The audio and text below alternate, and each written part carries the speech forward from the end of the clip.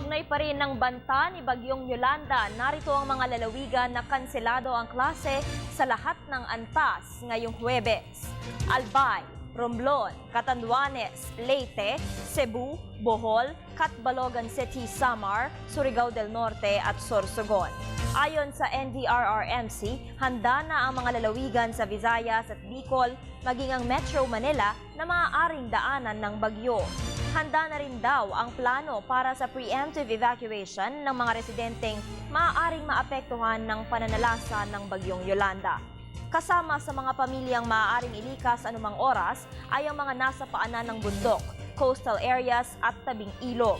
Pinapayuhan din ng mga tao na maging mapagmatyag at maghanda ng mga pangunahing pangangailangan sa posibleng paglikas gaya ng first aid kit, ready-to-eat food, tubig, flashlight at posporo.